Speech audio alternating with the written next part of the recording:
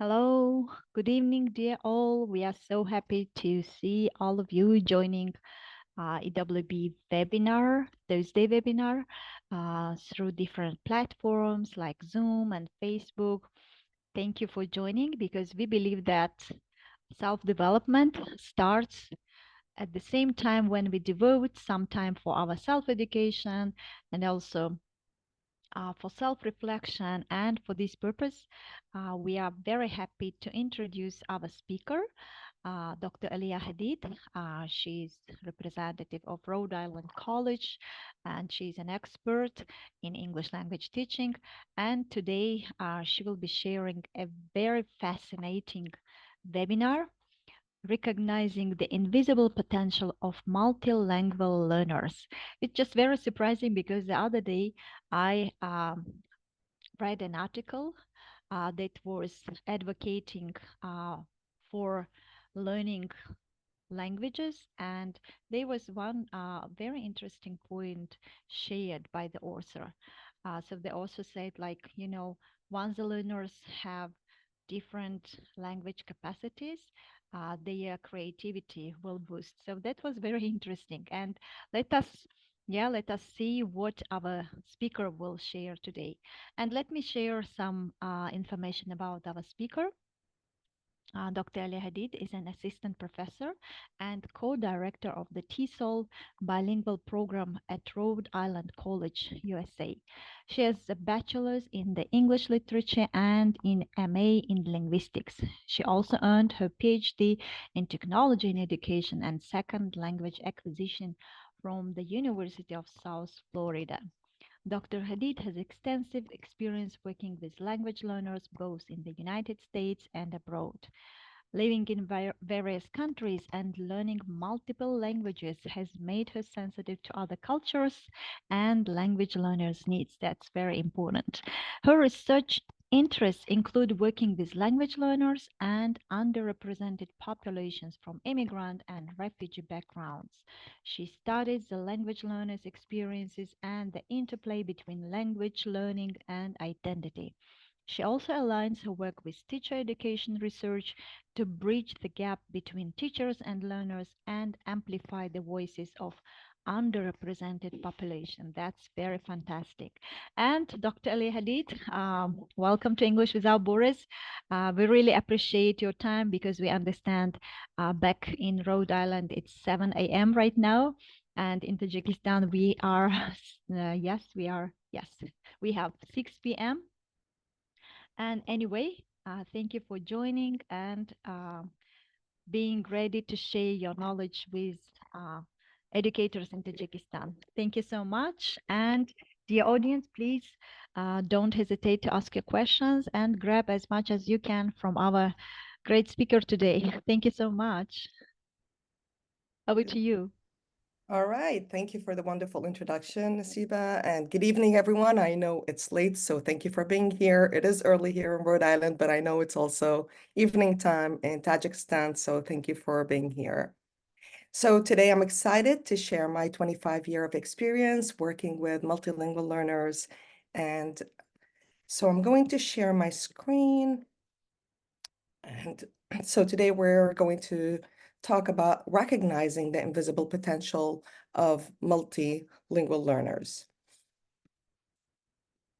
So here's a quick overview, and today we will discuss what we need to pay attention to help multilingual learners become better learners.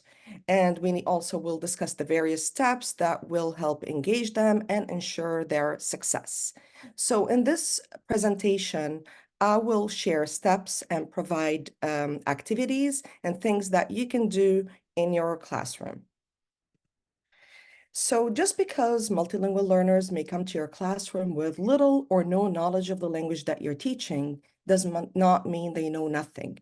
It does not mean that they're blank slates. On the contrary, they have a lot of knowledge that they can bring from their background, from their families, from their prior learning experiences, and they are very creative people, but we need to be able to help them bring out what they know. So that means we really need to be intentional in everything we do in our classroom. So one of the very first thing that I pay attention to when I walk, especially when I walk into a new classroom, is I need to know my students. What this means is not just knowing their names or who they are as students and what they can do in the classroom. I need to be able to connect with them on a personal level. So I need to know what they like, what they enjoy doing outside, the school, their interests, and start to build those connections and relationships with them. When I do this, it helps them become engaged. It motivates them to learn. It tells them that I am interested in them as individuals. And they also start to collaborate because when everyone is sharing, it helps everyone know a little bit more about everybody in the classroom. So if a student says, I love to draw, and another student enjoys to draw, that then they will like, oh, maybe we can do something together. So students start to collaborate and start to form bonds among themselves. Also, knowing the students helps us as teachers because then I can tailor my lessons to those interests. So, for example, if a student tells me that they love music, I will be intentional and I will try in my future lessons to bring music in my classroom. So one of the activities that I do is I usually start my class with a community building activity, and I try to spend the first 10 minutes of every class trying to do something similar to this. So in today's activity, what I ask students to do is I ask them to come and form a circle in the middle of the classroom. And I tell them I'm going to read questions. And if you are going to answer yes to the question, you're going to take a step inside the circle. If you're not going to say yes, just stay where you are. So one of the questions could be, are you a teacher? And if they want to say yes, they're going to take a step inside and then go back to the place. When I do this online, I usually have students off the camera, and I tell them when you want to say yes, you turn your camera on.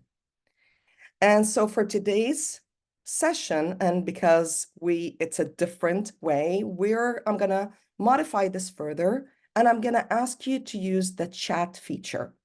So if you're gonna answer yes to my question, I would like you to put yes in the chat, and if you're not gonna say anything, you don't have to do anything. All right, is everyone ready? So my first question to you is, who likes to dance?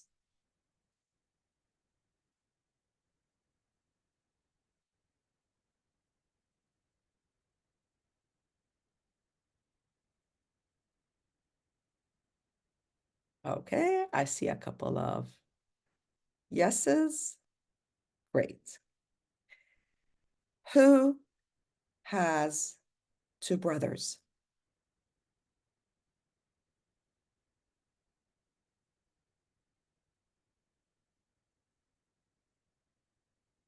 Okay. No one in the audience. Okay. Who is never on time?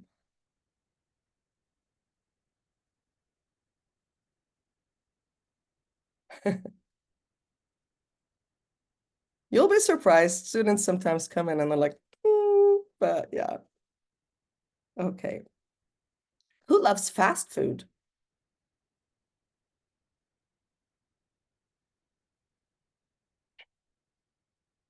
All right. Great. A few yeses. Next question. Who has been bullied?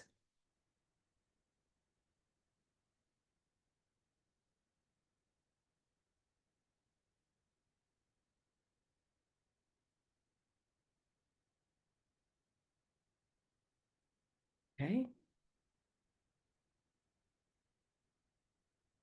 And who wants to stop smoking?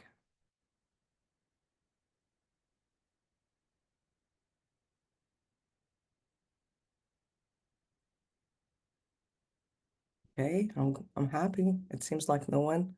It's either nobody smokes or nobody wants to stop. Okay, thank you, Alicia. That's very good. Like that's exactly. Who cried while watching The Lion King? I know I did. even the new version.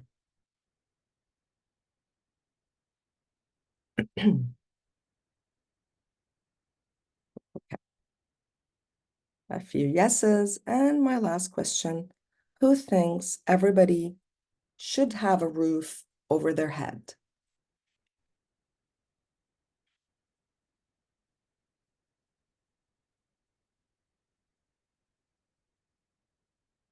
Great. All right, thank you, everyone.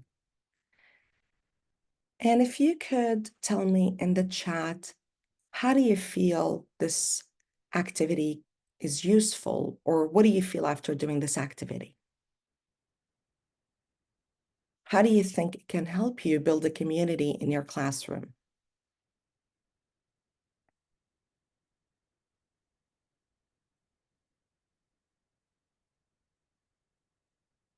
Yes, Zahra, thank you so much. It helps us find what we have in common. Exactly. Usually, it is so easy for us as human beings to label us and them, to always find differences between ourselves. And that is what drives people away from each other.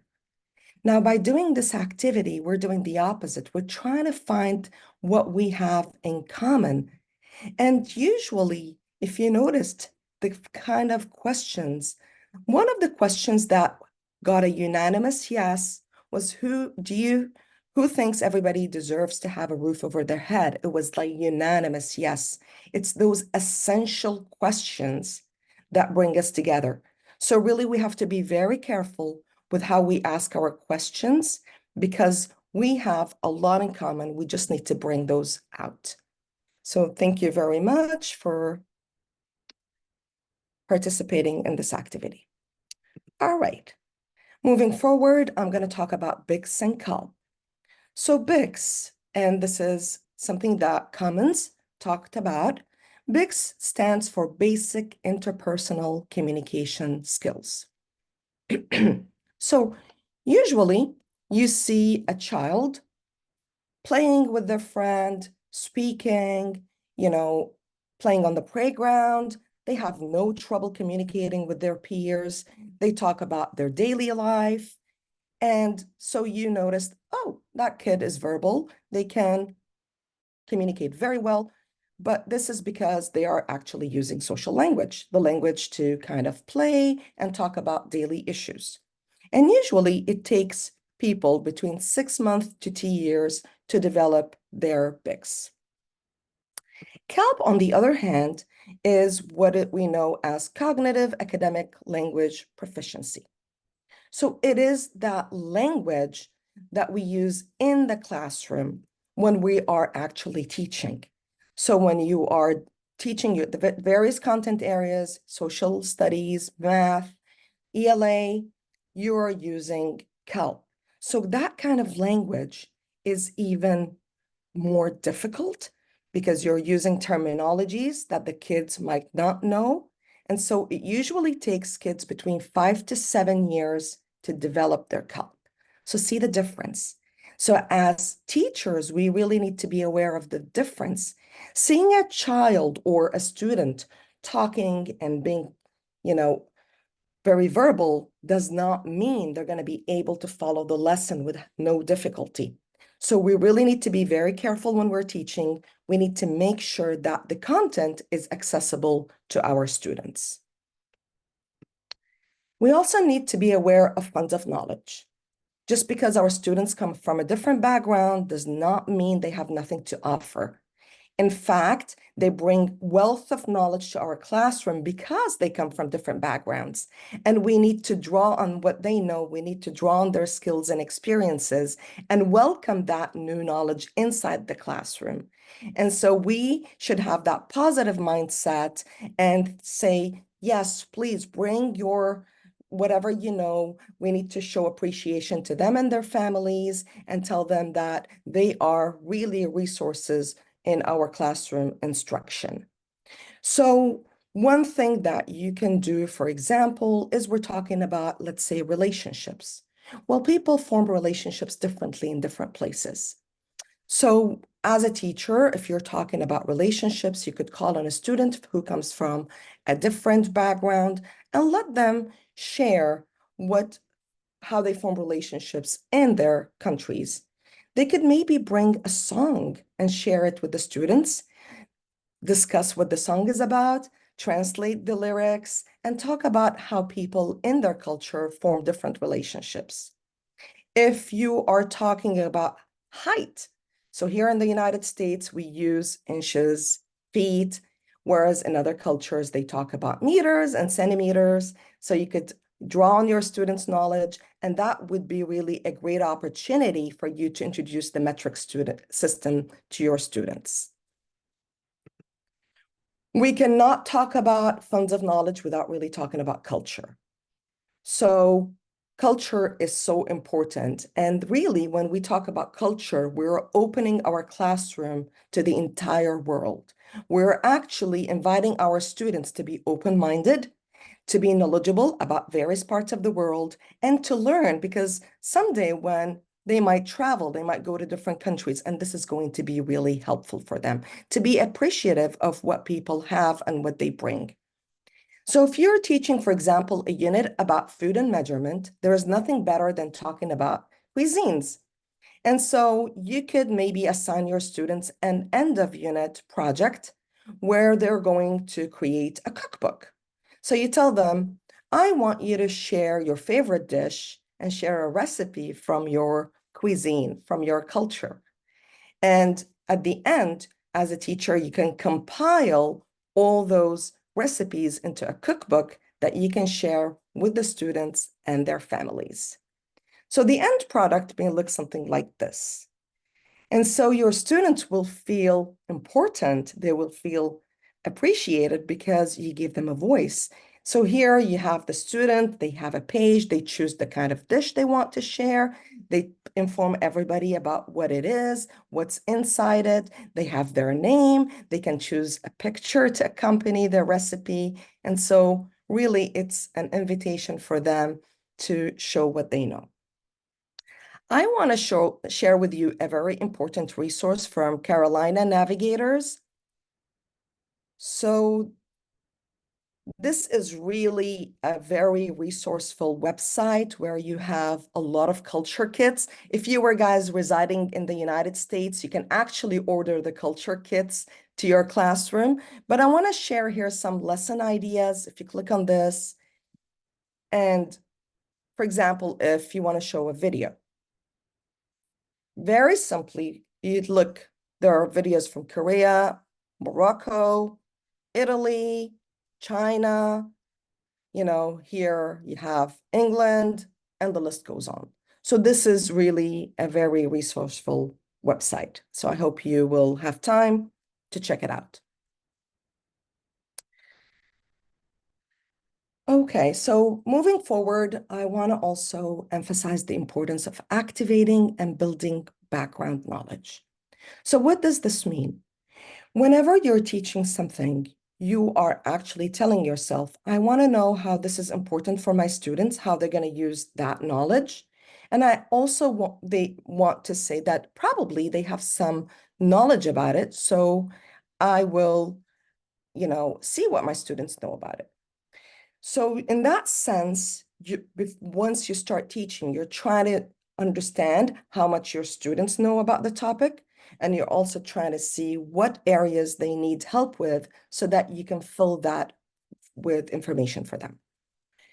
This is so important because it makes learning easier. So students, if you're introducing a topic, they probably have, the language is always a barrier, so they may not know what you're talking about, but once you start connecting to what they know, they're like, oh yes, we've discussed this before, but then maybe they've done that in a different language. So in that sense, they start, putting things together, and it helps them build interest in the subject area. It definitely motivates them to learn because they probably have something to share.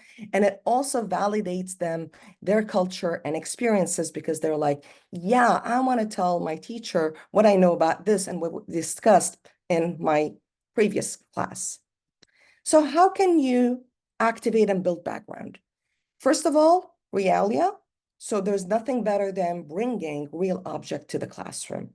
So if you're doing a science experiment, you have your liquids, you have your tubes, you are showing the exact steps to your students so they can see, they can really understand. The next best thing, if you don't have a realia, is using visual representation.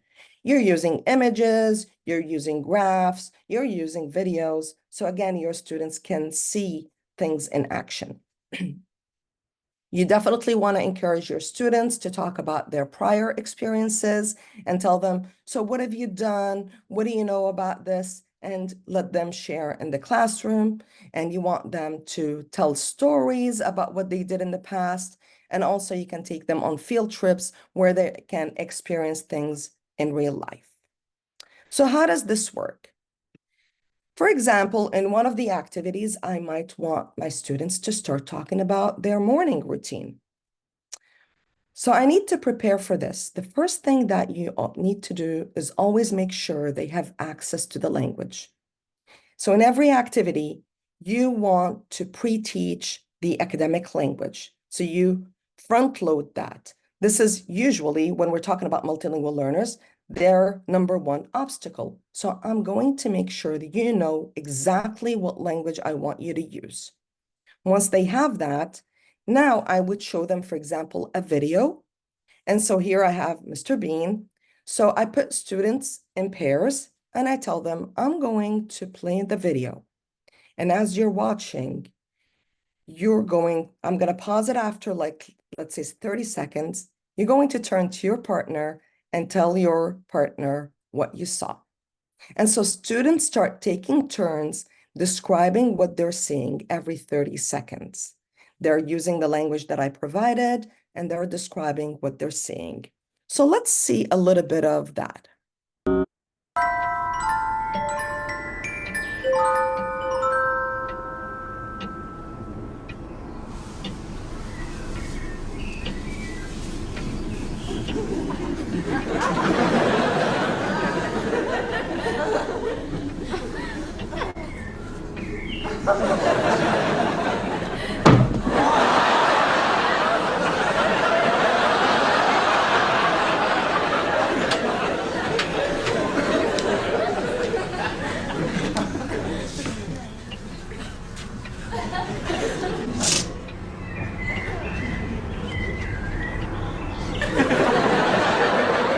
All right, I know Mr. Bin is silent anyway, but I hope you guys were able to hear. I didn't check if the audio was available.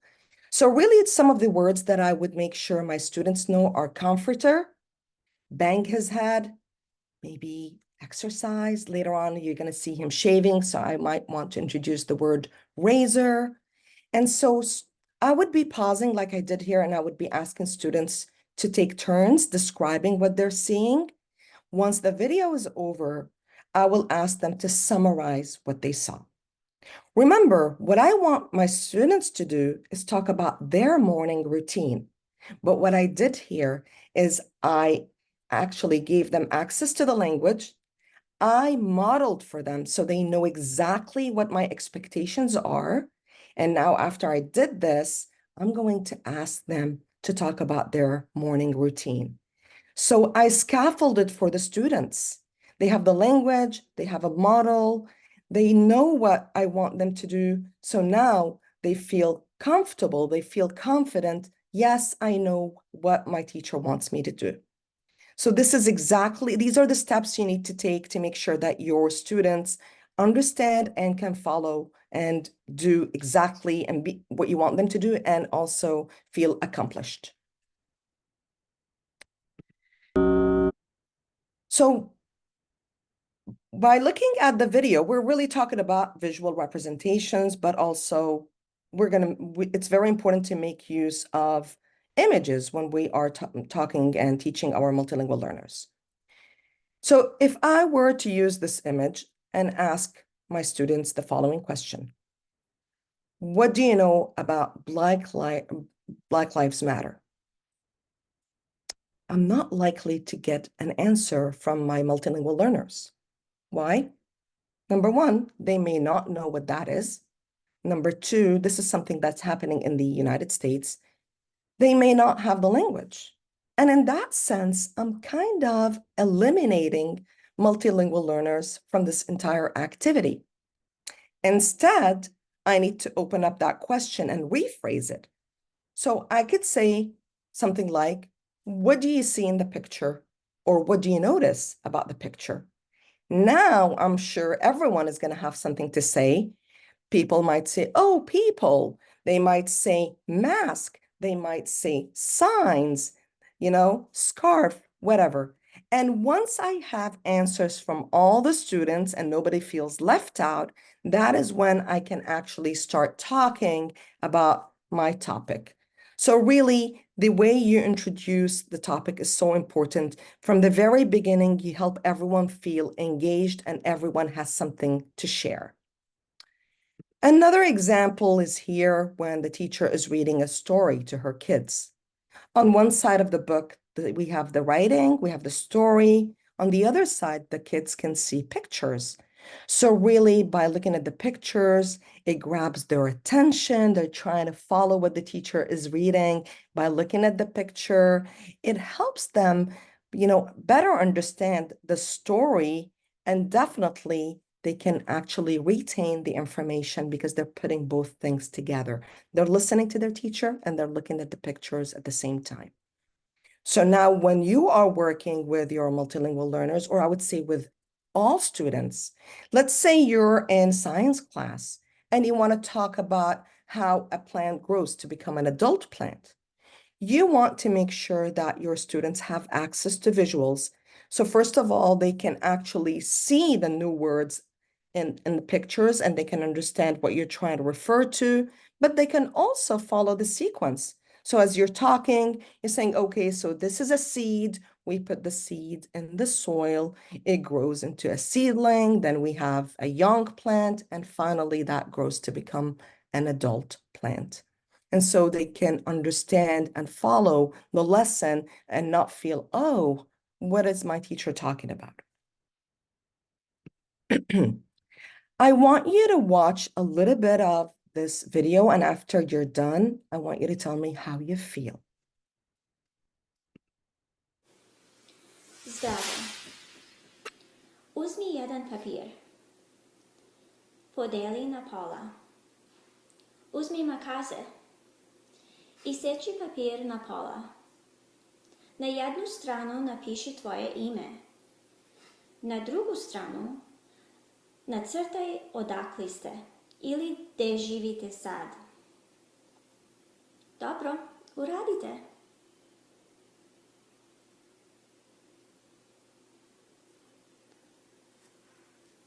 So, I'm just... Okay, how did you guys feel? If you could write in the chat, tell me, were you able to follow what she was saying?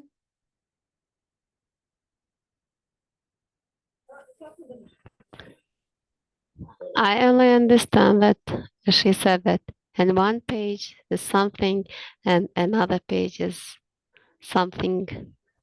Okay, so you probably know the language that she is, using, right? But let's say you are, a multilingual learner who does not know the language, who's not familiar with the language. Do you think what she did is helpful at all? No, right?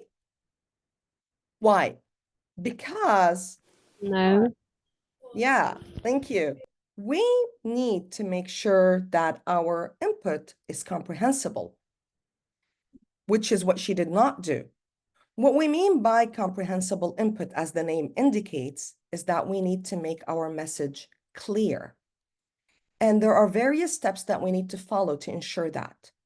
Number one, we need to make sure that our speech is appropriate for students' proficiency level. How do we do that? First of all, I could not be talking at the pace that I'm talking at right now, because what's going to happen is students will be hearing da-da-da-da-da-da. They would like, what is she? I can't even hear words. So when you're working with multilingual learners, and depending on their proficiency level, you need to slow down so they can take in what you're saying. You need to pause so that they process the information. Because remember, they're still learning the language, and it takes them longer to process the message than regular people. You need to enunciate and make your words very clear. So I'm not going to say, I'm going to go to the park tomorrow. I'm going to have to say, I am going to. I'm going to avoid contractions because they're not familiar with those yet. So you need to make sure that you are clear to your students.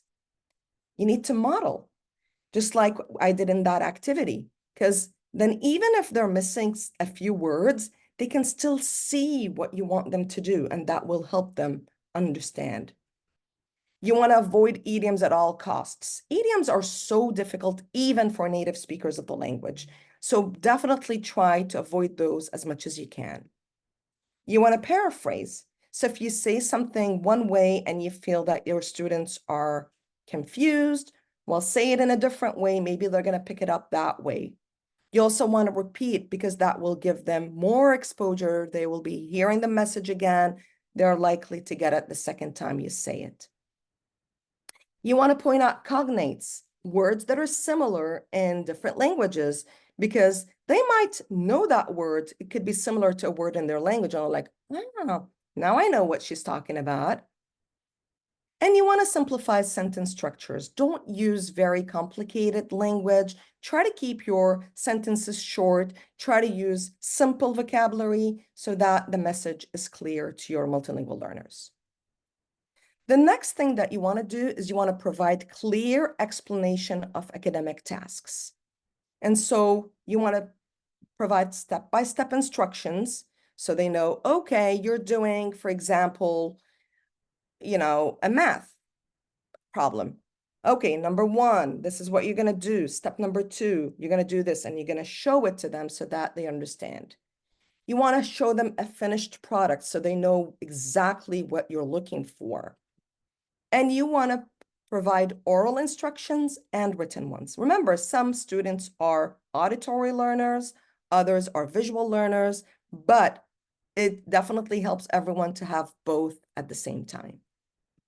And you want to make your expectations clear so they know exactly what you're looking for and what the end product would look like. You're also going to use a variety of techniques because we are different in everything, and so people learn differently. So you're going to make sure you use gestures, your body language, visual aids, so that everybody can actually understand better. You're going to provide again and again and again. Modeling is always there. And you want to preview material. So if you want to read an article or a book, you might want to look at the title and say, okay, so what do you think this article is going to be about? So you're setting the scene for the reading. You want to allow students to express themselves in different ways. Some people are shy, they don't like to speak up. Others like to write. So let them express themselves in whatever way they feel most comfortable. And you want to use multimedia because it has something for everyone. And provide repeated exposures. Remember, we don't learn things the first time we hear them. We might get it, but then we need repeated exposures. So you hear it the first time, you're trying to learn how to pronounce it, and then you try to use it in context. And after repeated exposures, that is when we can start to use it ourselves. And you want to use graphic organizers because they help make things so much easier for us to see and to group ideas together. And so it makes things so much easier for our multilingual learners to comprehend. And you want to use audio tape text so those audio students can understand better, and because we want them to actually improve their pronunciation also. So now let's try again. And as you're watching now, I want you to jot down a few ideas about what are some strategies that she makes use of to make her input comprehensible. Uzmite jedan papir. Papir. Uzmite jedan papir. Papir. Podelite na pola. Na pola. Podeli na pola. Uzmi makaze. Makaze. makaze. Iseći papir na pola. Iseći na pola. Iseći papir na pola.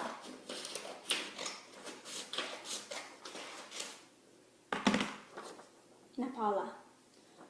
Na jedan papir napiši tvoje ime. Moje ime Valentina. Napiši tvoje ime ovdje. Valentina. Moje ime Valentina. Ti napiši tvoje ime. Na drugi papir nacrti odakle ste ili gdje živite. Ja živim u Texas.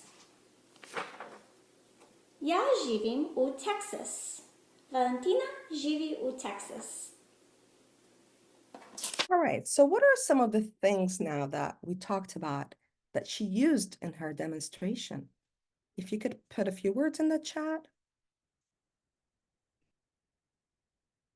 Yes, I see repetition, demonstration, modeling, examples, visuals, definitely.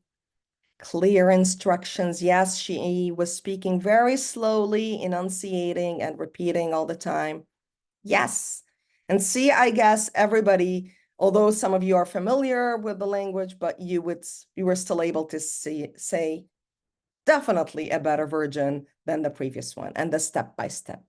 Absolutely. So these are really important things that we need to keep in mind as we're working with our multilingual learners, because it really helps them not only understand, but be able to participate and show what they know. Great. All right, the next idea that I also want to talk about is collaborative learning. This is so important, how we actually help our students communicate as a group, as a team, engage. This really helps them develop higher order thinking skills. It helps bring everyone into the classroom and show diversity. And when you are putting students in group, you also need to be very intentional.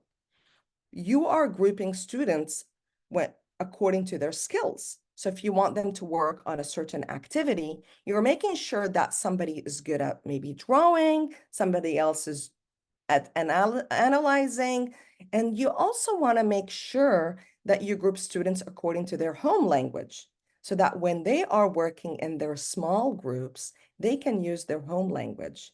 So if two people speak, let's say Chinese, you're gonna encourage them to use Chinese in their small groups so they can better understand what they're saying and they can better communicate. And this really boosts their self-esteem, because those multilingual learners now have an opportunity to say what they know. And so they feel confident. And when they feel confident and when they're working in smaller groups, now they are not stressed anymore, because a lot of us, don't like to speak in public, right? It's not only people who don't know the language. It's like, oh, I don't want to speak in front of a big group. That's so embarrassing. And so putting them in smaller groups really tells them to feel more comfortable. You're not under stress, and they start to build trust, because kids are like, oh, you know this, right? And so they start to feel more confident about their knowledge. And once they build trust, they feel safe. And they're like, yeah, I can say whatever's on my mind. Remember that first activity that I started the session with? By the end of the semester, my students share so many things about themselves, a lot of personal stuff, that sometimes I'd be like, oh, they're that comfortable, because they feel safe. They know that nobody's there to judge them. They know that whatever they say is going to stay inside that classroom, and that we all feel for one another. When students feel safe, that is the time when their brain is open, and that is when learning takes place. And this is according to research. So you really want to make sure that your students feel safe, because that is really when learning happens. So when you're doing collaborative learning, you can do an activity such like the 5-word story. So you had your students read an article and you tell them, okay, now in your group, you're going to say the story, but the catch is everybody will only say 5 words and stop. And so they start, the first student, they start to say the story. They say 5 words, they stop. The next student will pick up and say the next 5 words until they narrate the entire story. So they're collaborating to make sure that they say everything, but in a fun and engaging atmosphere. So I want to emphasize the importance of home language. I talked about it in my previous slide. I cannot emphasize it enough. It is so important when we're working with multilingual learners to let them have access to their home language. And I'm going to share an example today in writing, but that doesn't mean it's only important in writing. It's important in all skills. So here we have a student who came to the United States knowing 0 English. So when the teacher assigned them a writing activity, that student was not able to write in English. If you look at the writing, it has 0 words in English. But despite the fact that I cannot read a single word, this tells me that the student is invested in writing because they wrote a lot. It's on an entire page. So the student has something to say, except they cannot say it in English yet. They can only say it in their home language. A while later, the teacher gave them another writing activity, and this is what the student produced. Now, when you look at this, it's a mixture of English and Chinese, which means that the student is really improving. That student is picking up English, but they still have difficulty expressing themselves 100% in English. So whenever they don't know a word in English, they are using Chinese. This is the third piece of writing. I want you to look at it and I want you to please, in the chat, tell me what you notice.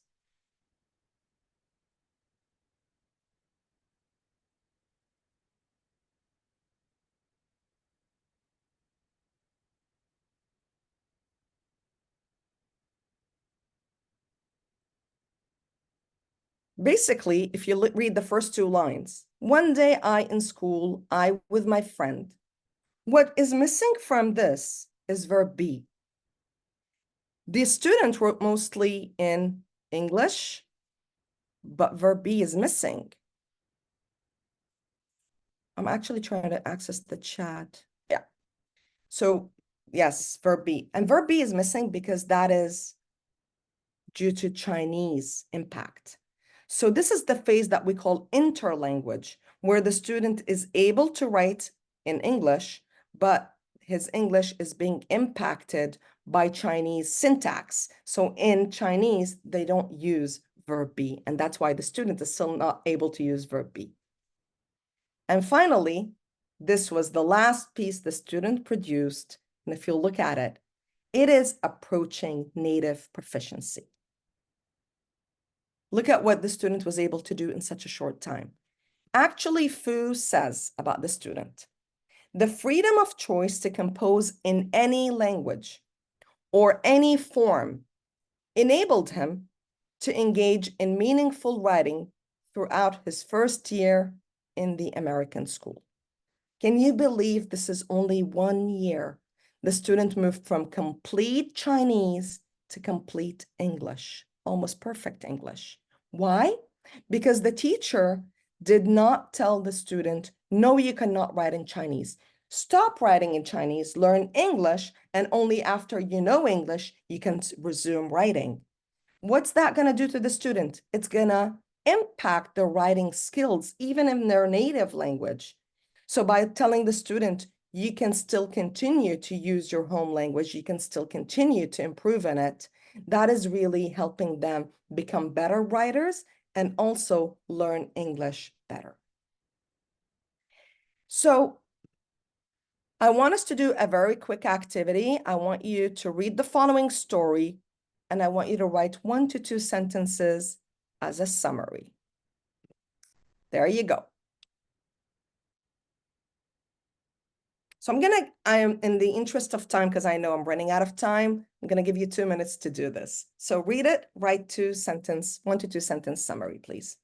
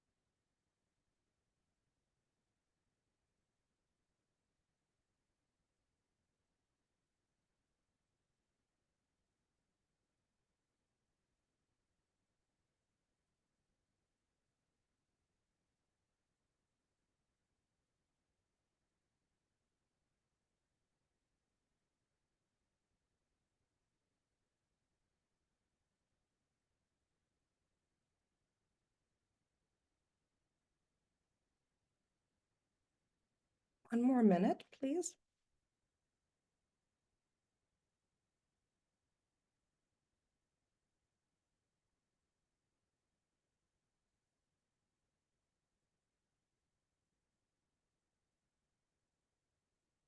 Great. So I have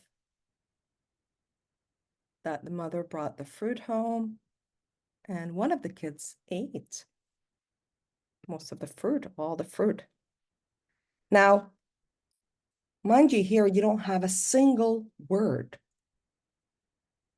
The student just drew the story, but you were still able to understand part of it, right? And say, yes, this kid did not share. The rest of the kids started complaining.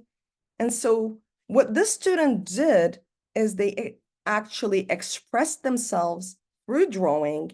And this is exactly, if we go back to Fu's definition, what Fu meant when she said, the freedom of choice to compose in any language or any form.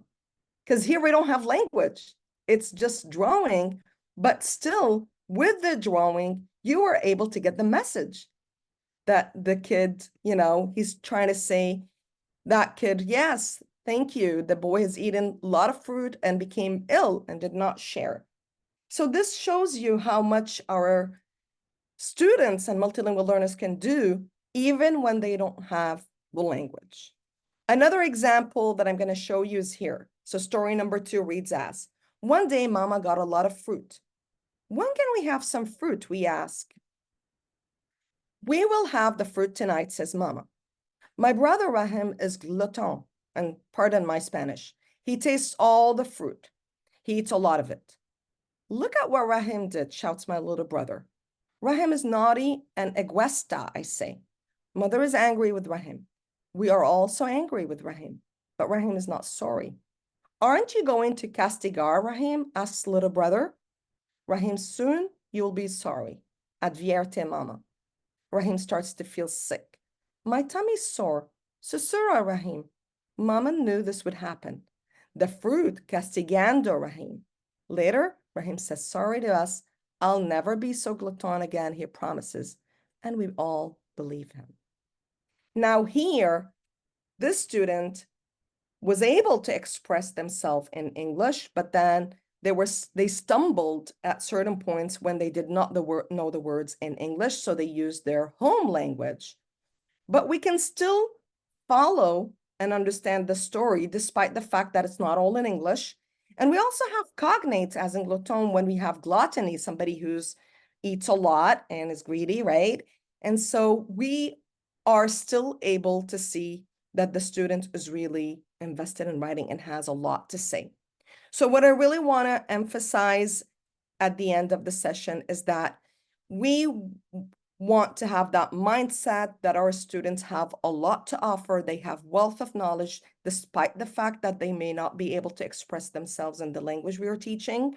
But our role as teachers is to really help them bring out that knowledge, help them to participate and to feel engaged, and also to empower them to feel that they really have a lot to share with everybody in the classroom. And with that, I'm going to end my presentation. Thank you. And I'd love to answer any questions you may have. Yeah, thank you so much, Dr. Alia Hadid. That was really insightful and really interesting to learn from your teaching experience. So we have a couple of questions in the chat box, and of course, we welcome our participants to join. And if you want, you can unmute yourself and ask your question. If not, just you can put your questions in the chat box in Zoom and in the comment box in Facebook. So we'll make sure to address them to our speakers today. Right. So a couple of questions. It's actually uh, so. You mentioned about collaborative learning, which is a very good technique, but to some extent, they're also competitive learning environment, yeah, teachers use. So, in your opinion, what are the pros and cons of using competitive and collaborative learning environment in class? Well, that's an interesting question because to me, I would actually refrain from having the students compete. I wouldn't say it's not really a competition because we are a community and that's what I strive to build from the very beginning. And so if I build that sense of competition within my students, then they're not going to collaborate. So I would actually refrain from saying competition. In fact, we are all in the same classroom and I try to emphasize that to them for one reason, we all want to be successful. And to be successful, we have to succeed as a community. So if I feel that you need my help, if I know something, I'm going to help you with what I know because I know you are going to help me with something later on. So it's more of building that atmosphere of cooperation, collaboration, not really competition. Yeah, I completely agree with you. But sometimes teachers still to boost, like, some competition among the students, Well, I they mean, feel as, if you look at it from the sense like, one of the things I can do, let's say we're talking about, syntax, or we're doing like a grammar activity where I put students in teams and I say, you need to reorder the words to make a meaningful sentence. That's a game. And so they're kind of rushing to finish first, but then I wouldn't say it's kind of competition. It creates that fun, environment where they're like trying to show what they know, but I wouldn't say it's positive, it's not negative. So again, in the end, when I'm doing that, I'm also putting them in groups. So in your group, so group 1, group 2, group 3, who's going to finish first? So despite the fact that group 1 is trying to finish before the other groups, but still as a team within that same group, they're working towards the same goal. You know what I mean? So yes, that kind of, I would say it's not really emphasized that, yes, I want to be the top student and nobody else is going to be successful, but I know where you're driving at. It is there, but in a fun way where they feel at the end of the day, they know that everyone will be successful. We look out for everybody. yeah, yeah. Okay, thank you so much. So, when you show these pictures, how your student, yeah, wrote everything, like, and you showed the progress, like, first in Chinese, then there was a mixture of Chinese with some English in between, and then, like, the last one was completely English piece of writing. So we understand that sometimes, like, students should learn about how they are progressing, right? Because again, like, since they have really using their cognitive skills, we cannot say that they are not learning anything. But anyway, what kind of assessment do you use? Because, like, in the I don't know what's your school requirement, but anyway, like, what would be the most appropriate assessment practice to use when you have multilingual learners in your class? So basically, when that first piece was turned in, that's completely in Chinese. And as a teacher, I wouldn't be able to read that. So let's say you have a rubric, which tells you, content, you're focusing on vocabulary or whatever. I would make sure that with my multilingual learners, they know that I would sit with them. That would be my kind of assessment. And sometimes if I'm not able to speak their language, I would have somebody who speaks their language and I would ask them to translate or help me, or maybe use a dictionary where the student is actually telling me what they have in that writing. In that sense, I didn't tell the student, you know what, you just did that as assignment, but it's meaningless to me because I can't read it. I want to show my student that I appreciate what they did. The whole point is to boost their self-esteem and confidence, because that is what got the student to that last point where he was able to write completely in English. So it's actually assuring the student, you can do this. It doesn't matter. It's not about grades. It's not about anything. It's about making them feel comfortable, making them feel heard, making them feel that accomplished, and you have something to offer. Just tell me what it is that you included in that writing. And then little by little, those students are going to pick up the language. Yes, maybe at different paces, but I'm sure when we as teachers show them that we are really interested in their welfare, that we really care about them, that we are here to support them, they are going to improve. So really, I would say assessment, it's not for a grade when we're talking about multilingual learners, especially those who are not able yet to communicate in the target language, but it's showing us what they can do and how they are improving. And they can see that for themselves. So every time I sit with a multilingual learner, I make sure I praise them. I make sure I point these things out. Oh my God, look at what you've done. You've written this much, look at how you're improving. I sometimes ask them to point things out so they feel, because they write it, sometimes they're not conscious of how much they're improving. And I tell them, look at your writing, and I want you to tell me what are 2 to 3 things that you did great today. And so they're like, oh, yeah, I'm picking up on the vocabulary. Look at my spelling, look at my grammar. And that would get them where we want them to be. Yeah, that's really fantastic. And like teaching is two-way. Yes, you teach and at the same time you learn. So Oh, what you yeah. learn from your multilingual learners, because I can understand, like, teaching a group of students, who are coming from different countries, like, at least like having maybe 10, 15 different languages. It's not easy anyway. Absolutely. I always tell them, and to kind of break that ice and to create that safe environment, I will always tell them, teach me a few words in your language. And so that gets them like they feel that they are the experts now. And so something that I also do every time, before the community building activity, when I start presenting my slides, I have a greeting for my student, and I would use a different language every day. So together, by the end of the semester, we learn how to say hello or good morning or whatever greeting in so many different languages. And I tell them, I want you to learn that so that when you go to your classroom, you're actually doing that with your students. That creates a welcoming environment because students feel that, oh, she's going that extra mile. She's trying to learn things in a new language just to make me feel welcome. That's really fantastic. And I'm sure like your students love you, love you, love you, love you.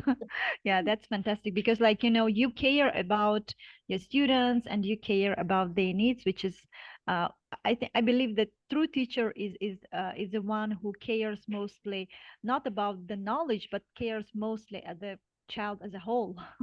Yeah, Absolutely. exactly. That is very Yeah. important. Making sure that we show, that human connection. If that human connection is not there, you are not going to go very far Mm. because even as adults, when you walk into a classroom and you find a really caring professor or a caring teacher, then you're like, yeah, I feel nice. I feel good. I want to be here. But then if the teacher is not helpful, not, maybe like not being nice to you, being mean, pointing things out, telling you you're repeatedly about everything that you do wrong and not praising you, you'd be like, I don't want to be here. Why am I doing this to myself? Right. So, I mean, it's natural. That's who we are as human beings. Yeah, thank you so much. Like, that was really great. Like sharing your experience, and also just, your insights, as well as just some practices and some kind of, resources that you are using in your class with our audience. Thank you so much, Dr. Alia Hadid. Like, we'll be looking forward to more webinars of yours. And of course, like, yeah, we'll be delighted to host you again. Thank you so much. Thank Thank you for having me. I appreciate it. Yeah, thank you so much and have a great day. And dear audience, we wish you to have a great evening with your family members, with your friends, and see you next week at EWB Thursday webinar again. And our greetings to all those who are watching it on our Facebook page, and see you very soon. Stay with us. Have a great evening. Thank you so much, Dr. Ali Hadid. Thank you. Bye.